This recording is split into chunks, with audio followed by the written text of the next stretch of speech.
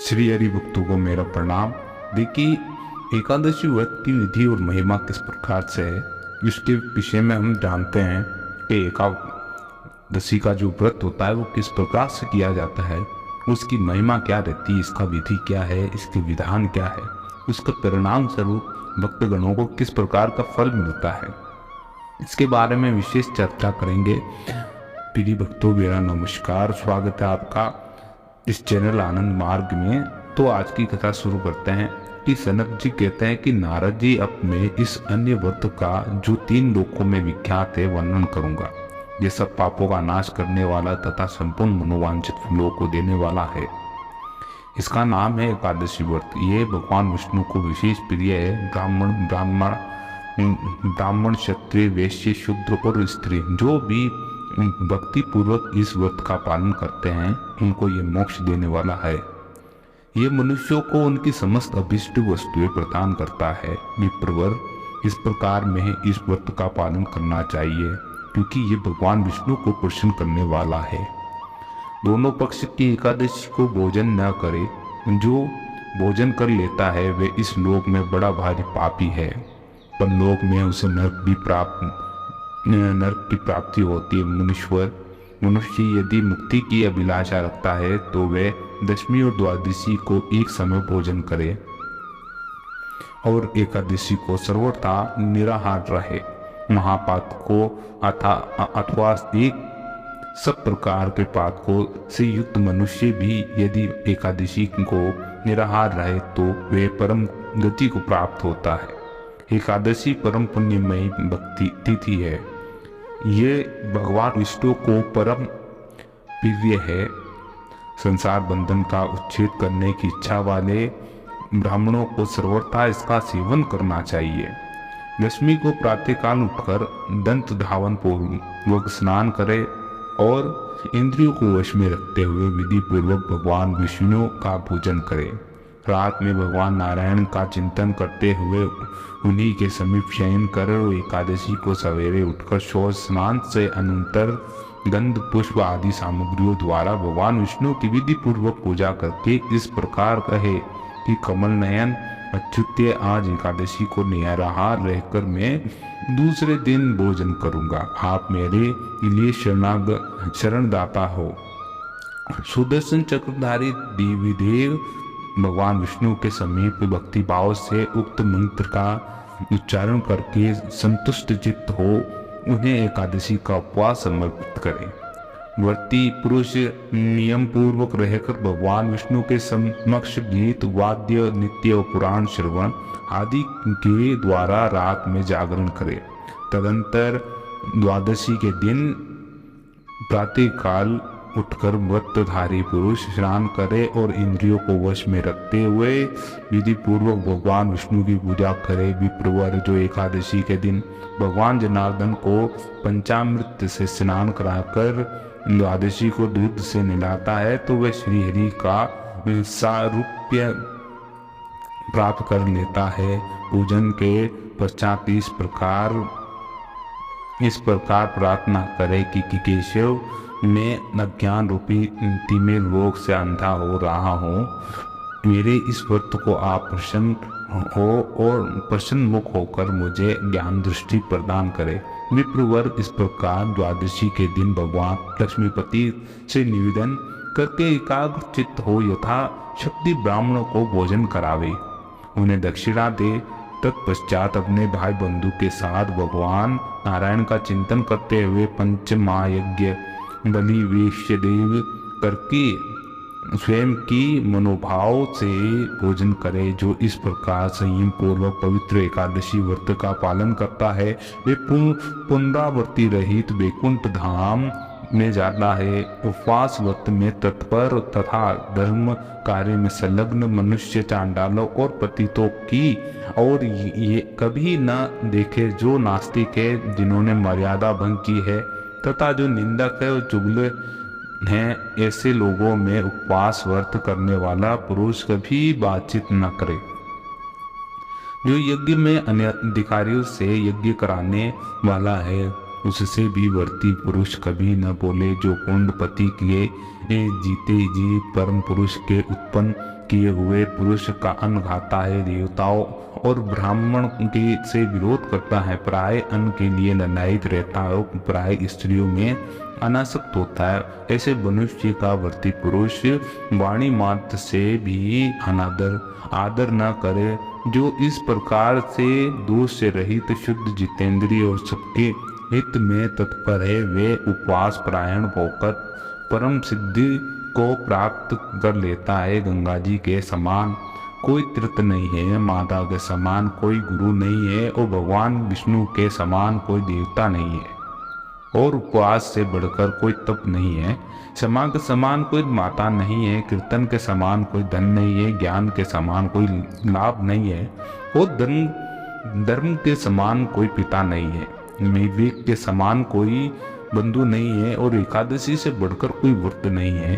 इस विषय में लोग भद्रशील और गाल मुनि के पुरातन इतिहास का उदाहरण दिया करते हैं। पूर्व काल की बात है, नर्मदा के तट पर गालव नाम से प्रसिद्ध सत्यपरायण मुनि रहते थे। वे शम, मनोनिग्रह और दम, इंद्रिय संयम से संपन्न तपस्या की निधि थे। सिद्धिचारण, गंधर्व, यक्ष, विद्याधर आदि देवयोनियों के लोग भी महाविहार करते थे। वे स्थान कंद मूल फलों से परिपूर्ण था। महामुनियों का बहुत बड़ा समुदाय निवास करता था।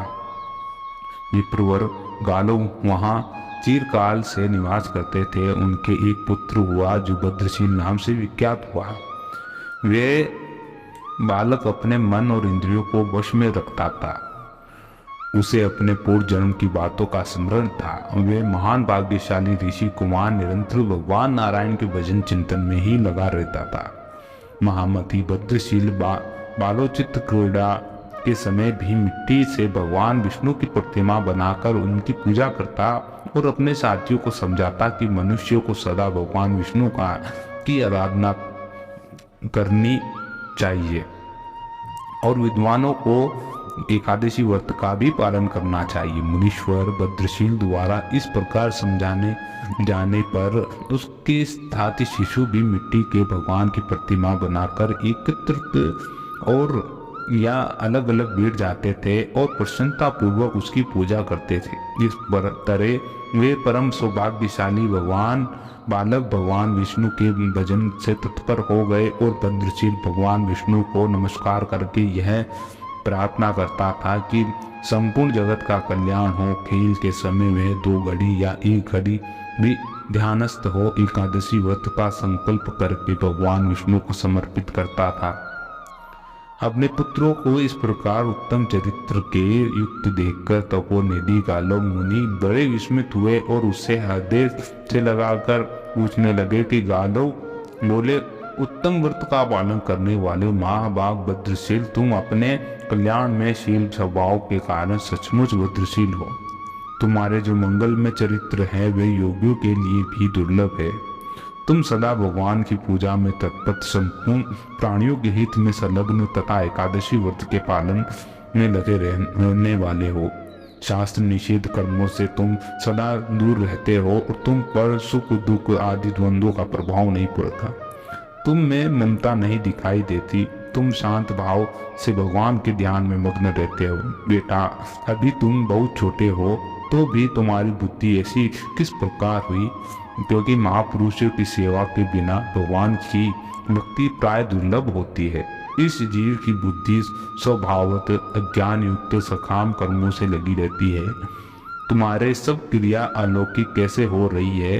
सत्संग होने पर भी पूर्व पुण्य की अधिकता से ही मनुष्य में भगवत भक्ति का उदय होता है। अतः तुम्हारी अद्भुत स्थिति देखकर मैं बड़े विस्मय में पड़ा हूँ और प्रशंसा पूर्वक इसका कारण पूछता हूँ। अतः तुम्हें ये बताना चाहिए कि मुनिश्रेष्ठ पिता के द्वारा इस प्रकार पूछे जाने पर पूर्व जन्म का स्मरण करने वाला पुण्य आत्मा भद्रशील बहुत प्रसन्न हुआ। उसके मुख पर हास्य की छटा छा गई।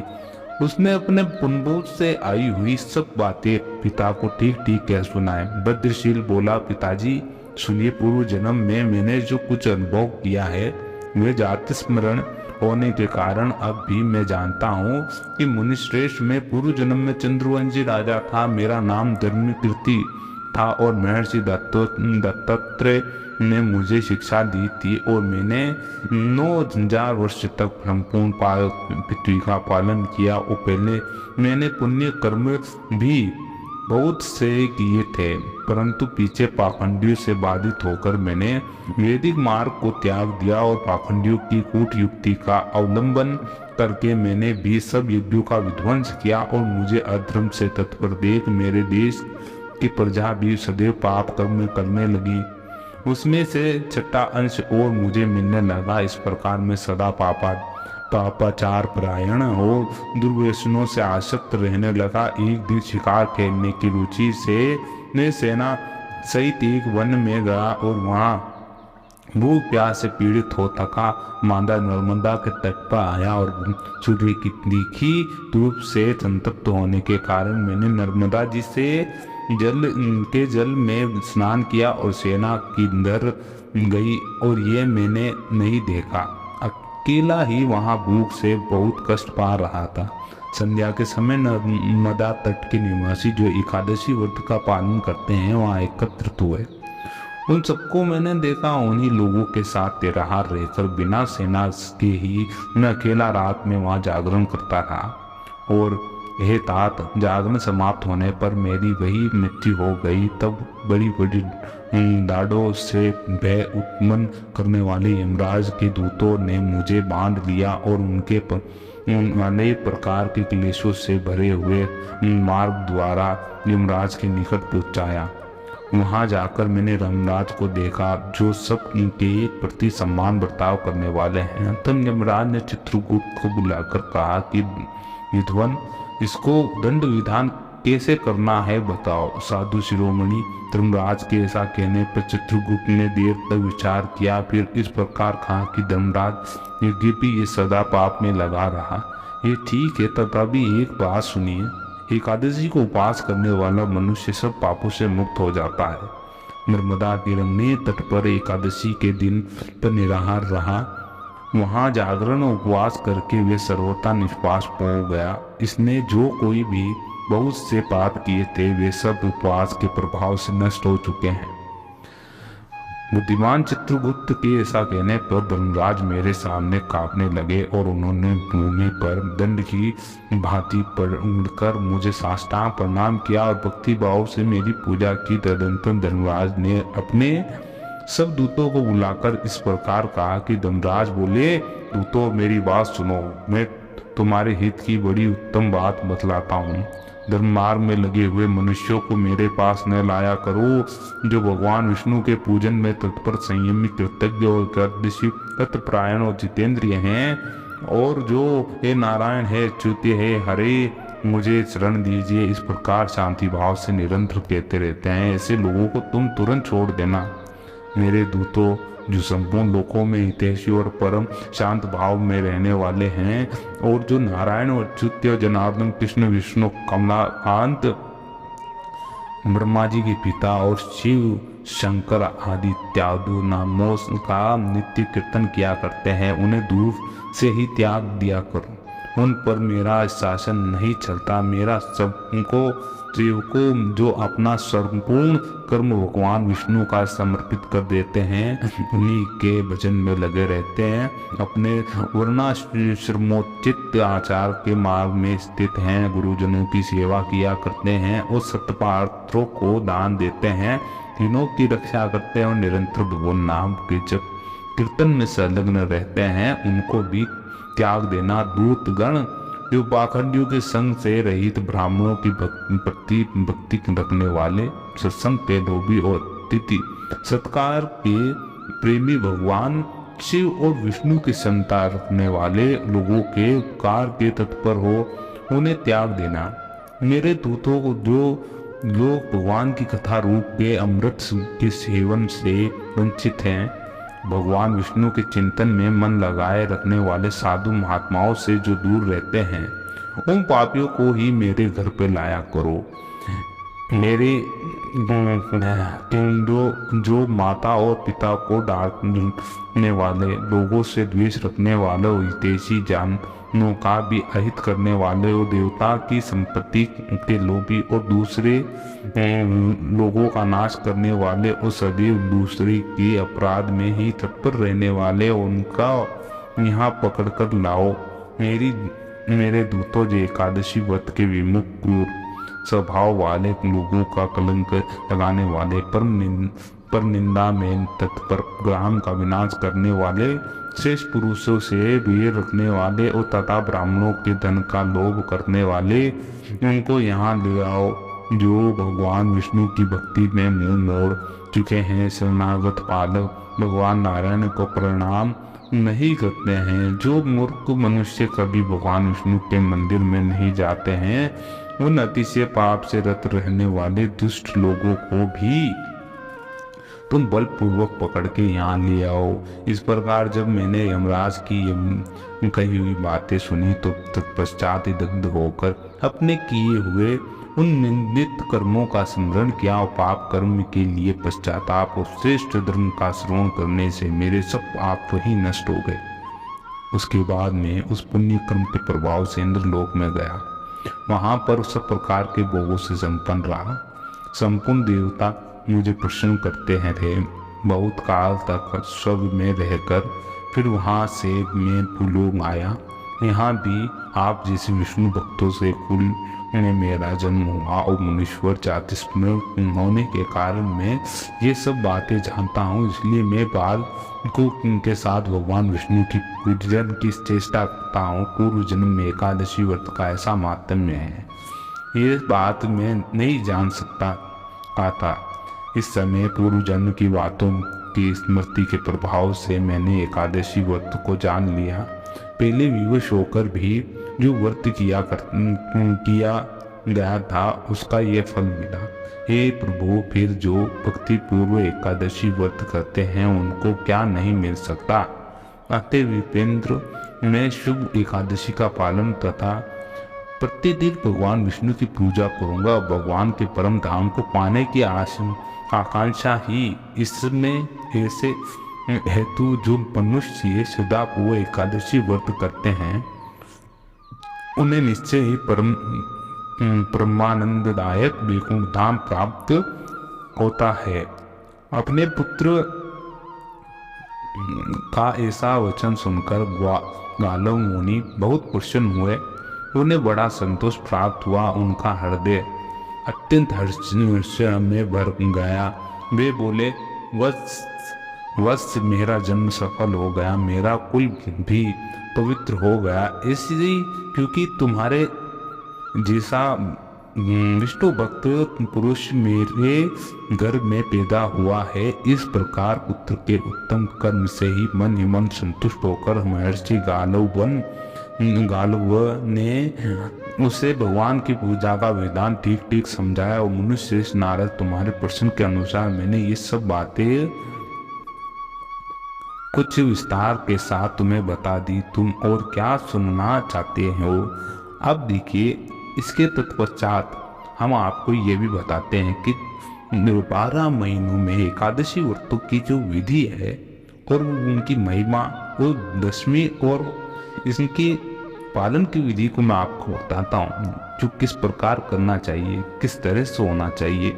इसको आप ध्यानपूर्वक जानें और इसका क्या रुचिकर फल प्राप्त होता है। आपने ये सुना है कि वे यमराज भी भगवान विष्णु के भक्तों से थोड़ा संशय खाते, क्योंकि वे ऐसे भक्तों को वहाँ रखना नहीं चाहते ज़्यादा समय तक।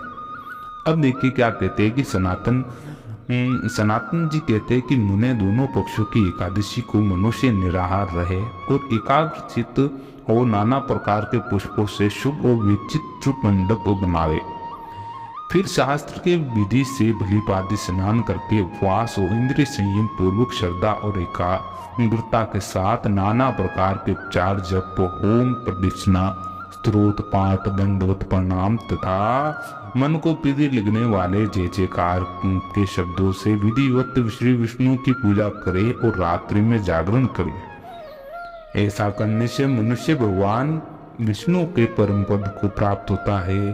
चैत्र शुक्ल एकादशी को उपवास करके श्रेष्ठ मनुष्य 3 दिन के लिए आगे बताए जाने वाले सभी नियमों का पालन करने के पश्चात द्वादशी को भक्तिपूर्वक सनातन वासुदेव की षोडशोपचार से पूजा करे। तदंतर ब्राह्मणों को भोजन कराकर उन्हें दक्षिणा दे, उनको विदा करके स्वयं भी भोजन करे। और ये कामदा नामक एकादशी है जो सब पापों का नाश करने वाली है। यदि भक्ति पूर्वक इस तिथि को उपवास किया जाए तो वे भोग तथा मोक्ष देने वाली होती है। वैशाख कृष्ण एकादशी को वरुथिनी कहते हैं।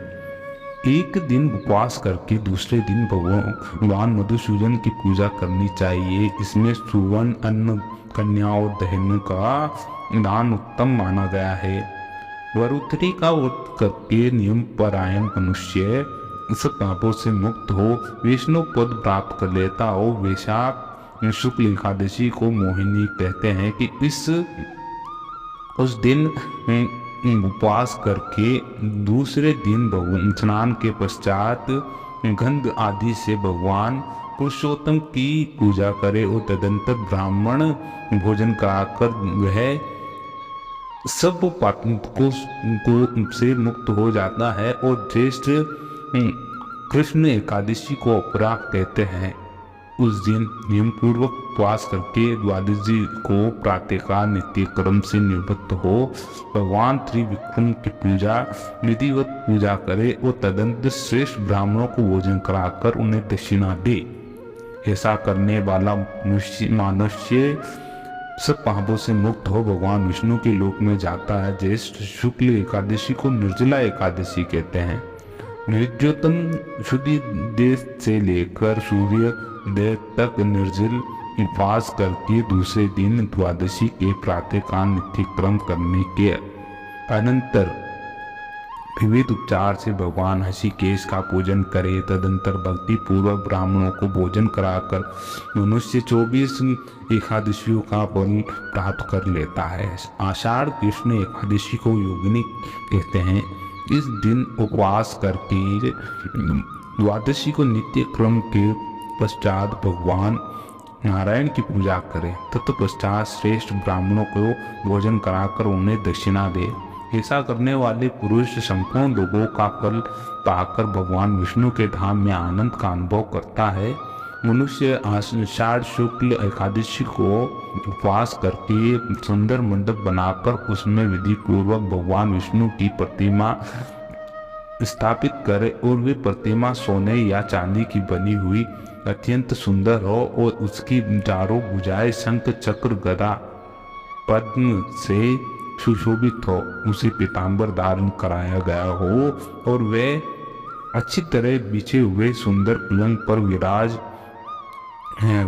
रही हो। तदंतर मंत्र पाठ पूर्वक पंचामृत व शुद्ध जल से स्नान कराकर पुरुष सुक्त से 16 मंत्रों से 16 पूजन करे और पाद समर्पण से लेकर आरती उतारने तक 16 उपचार होते हुए तत्पश्चात श्री हरि की इस प्रार्थना को करे। जगन्नाथ आपके सो जाने पर ये संपूर्ण जगत सो जाता है, आपके जागृत होने पर ये संपूर्ण चराचर जगत भी जागृत रहता है। इस प्रकार प्रार्थना करके भक्त पुरुष चातुर्मास के लिए शास्त्र विहित नियमों को यथाशक्ति ग्रहण करे और तदंत द्वादशी को प्रातःकाल षोडशोपचार द्वारा भगवान शेषशाही की पूजा करे और तत्पश्चात ब्राह्मणों को भोजन कराकर उन्हें दक्षिणा से संतुष्ट करे। फिर स्वयं भी मनोभाव से पूजा करे। इस विधि से भगवान की शयनी एकादशी का व्रत करके मनुष्य भगवान विष्णु की कृपा से भोग व मोक्ष का भागी हो जाता है। जिस श्रेष्ठ भगवान की कृष्ण पक्ष में एकादशी की कामी का व्रत होता है, उस दिन श्रेष्ठ मनुष्य नियम पूर्वक उपवास करके द्वादशी को नित्य क्रम का संपादन करने के अनंतर षोडशोपचार से भगवान श्रीधर का पूजन करे। तदनंतर ब्राह्मणों को भोजन कराकर उन्हें दक्षिणा देकर विदा करने पश्चात स्वयं भी भाई बंधुओं के साथ भोजन करे। जो इस प्रकार उत्तम कामी का व्रत करता है तो इस लोक में संपूर्ण कामनाओं को प्राप्त कर भगवान विष्णु के परम धाम में जाता है। श्रावण शुक्ल एकादशी को पुत्रदा कहते हैं। उस दिन उपवास करके द्वादशी को नियम पूर्वक रहकर षोडशोपचार से भगवान जनार्दन की पूजा करे और तदंतर ब्राह्मण भोजन कराकर उन्हें दक्षिणा दे। इस प्रकार करने वाले यही लोक में उनसे सद्गुण संपन्न पुत्र पाकर संपूर्ण देवताओं की वंदित हो साक्षात भगवान विष्णु के धाम में जाता है और भाद्रपद कृष्णा की एकादशी को अजा कहते हैं। इस दिन उपवास करके द्वादशी के दिन विभिन्न उपचारों से भगवान उपेंद्र की पूजा करनी चाहिए। फिर ब्राह्मणों की मिष्टान भोजन कराकर दक्षिणा दे विदा करे।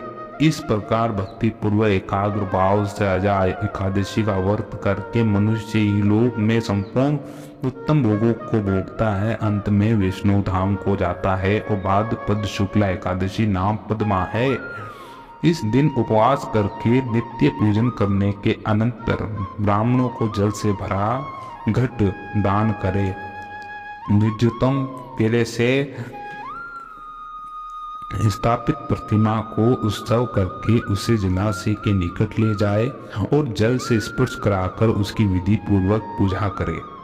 फिर उसे घर में लाकर बाई करवट से सुला दे और तदंतर प्रातःकाल द्वादशी को गंध आदि उपचारों द्वारा भगवान महामन की पूजा करे और तत्पश्चात ब्राह्मणों को भोजन कराकर दक्षिणा दे विदा करे। जो इस प्रकार पद्मा का परम उत्तम व्रत करता है वो इस लोक में भोग पाकर अंत में इस प्रचम से मुक्त हो जाता है।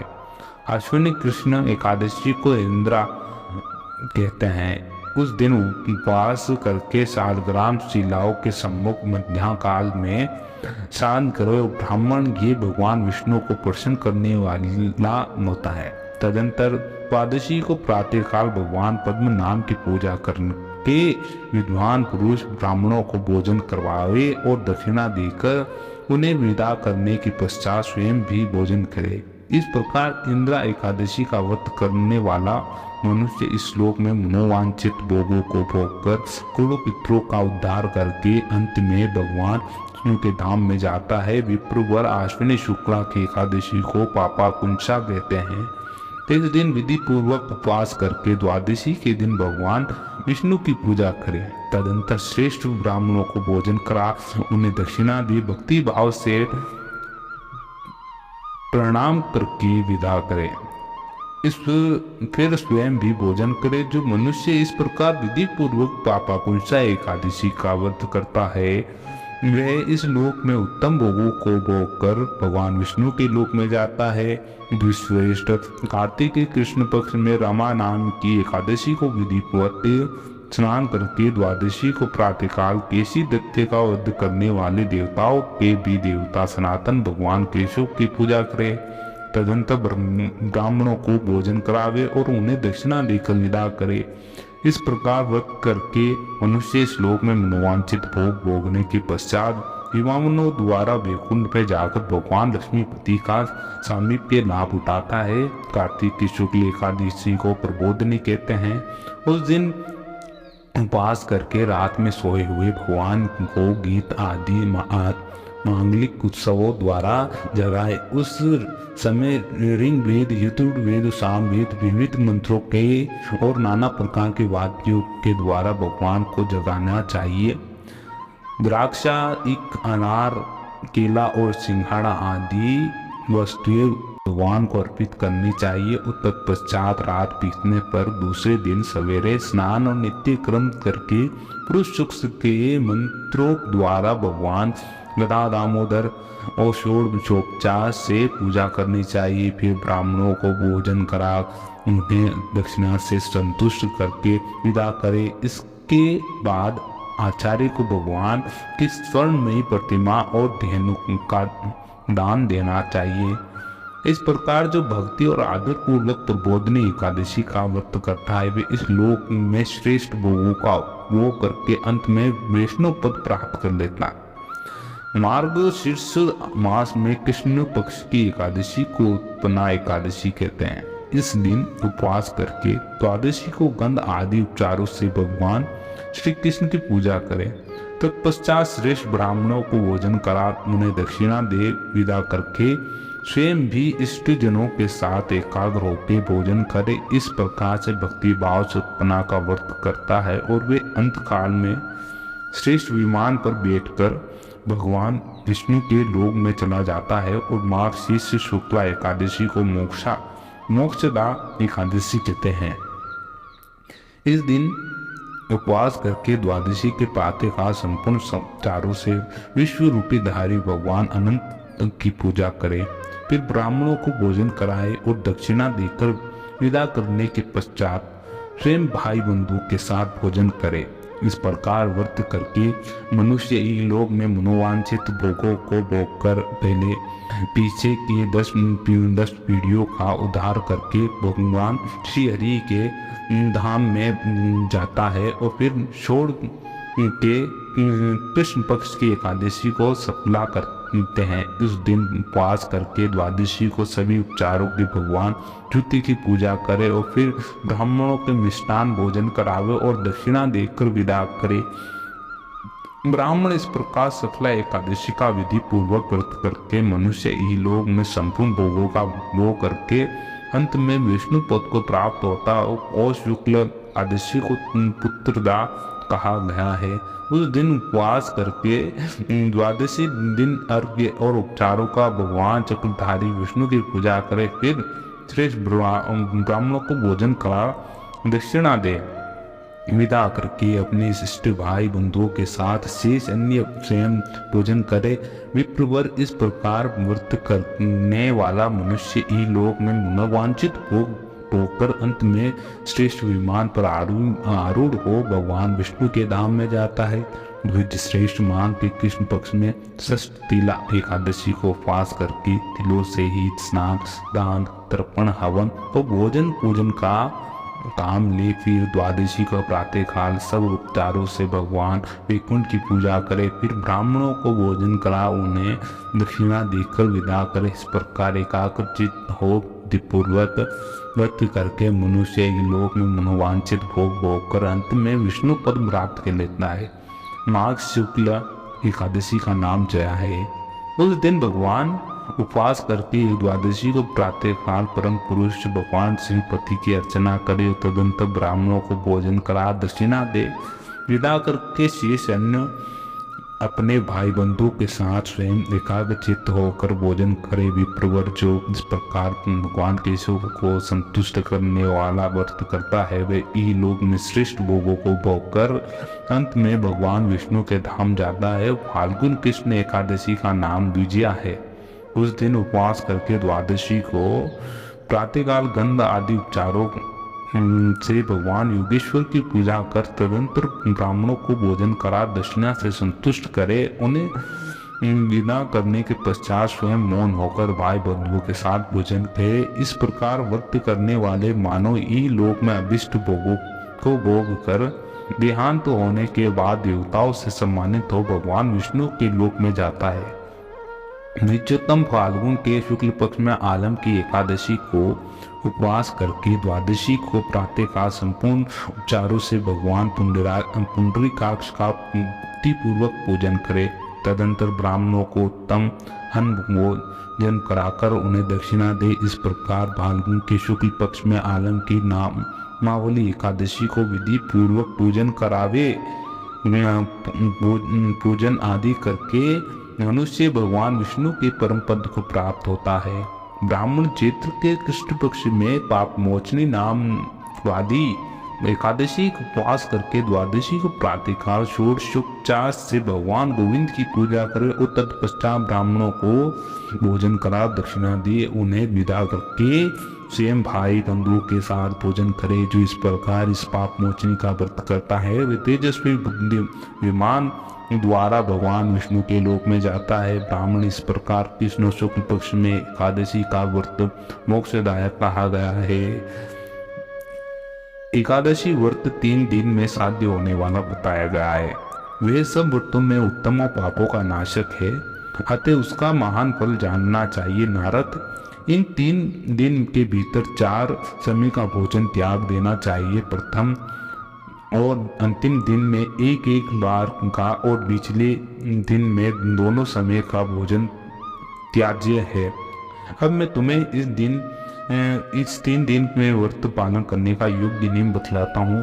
कांसे का बर्तन, मांस, मंसूर, चना, कोदो, शाक, मधु, पराया अन्न, पूर्ण भोजन यानी 2 बार भोजन और मैथुन। दशमी के दिन इन 10 वस्तुओं के वैष्णव पुरुष दूर रहे। जुआ खेलना, नींद लेना, पान खाना, दातुन करना, दूसरों से की निंदा करना, चुगली खाना, चोरी करना, हिंसा करना, मैथुन करना, क्रोध करना, झूठ बोलना। एकादशी को ये गहरा बातें न करे। मांस, मदिरा, मधु, तेल, झूठ बोलना, व्यायाम करना, प्रदेश में जाना, दोबारा भोजन, मैथुन, जो स्पर्श करने योग्य नहीं है वो उनका स्पर्श करना, मंसूर खाना और द्वादशी को इन 12 वस्तुओं को न करे। विप्रवर ये इस प्रकार नियम करने वाला पुरुष यदि शक्ति हो तो उपवास करे, यदि शक्ति न हो तो बुद्धिमान पुरुष एक समय भोजन करके रहे, किंतु रात में भोजन न करे, अथवा यथा अयाचित वस्तु बिना मांगी मिली हुई चीज जो उपयोग करे, किंतु ऐसे महत्वपूर्ण व्रत का त्याग बिल्कुल भी ना करे। देखिए, सभी भक्तगण ध्यान से सुने। एकादशी का व्रत जो कि अत्यंत महत्वपूर्ण माना गया है भारतवर्ष में, इसको करना अत्यंत उपयोगी है और परिणाम का पूछे मत। आप निरंतरता से एकादशी का व्रत करें, परिणाम बहुत उत्तम होता है। और 12 महीने की प्रत्येक एकादशी का विधि विधान पूर्वक यहाँ वर्णन हुआ है। आप श्रेष्ठता पूर्वक उस एक ही दिन व्रत का अगर सही ढंग से पालन करते हैं, मन, वाणी और विचार से, तो कई करोड़ों गुना इसका फल मिलता है। एकादशी का महात्म्य में भी आप सुने, इसको बहुत ही अच्छी कथाओं में वर्णन हुआ है। भक्ति पूर्वक इस भाव का आप अपने मन के भीतर जगाए रखें। और आपको ये वीडियो कैसा लगा जरूर हमें जानकारी दे। अगर अच्छा लगा हो तो लाइक करें और शेयर कीजिए हमारे चैनल आनंद मार्ग। मिलते हैं अगले वीडियो में, जब तक के लिए जय श्री राम। ओम नमो भगवते वासुदेवाय।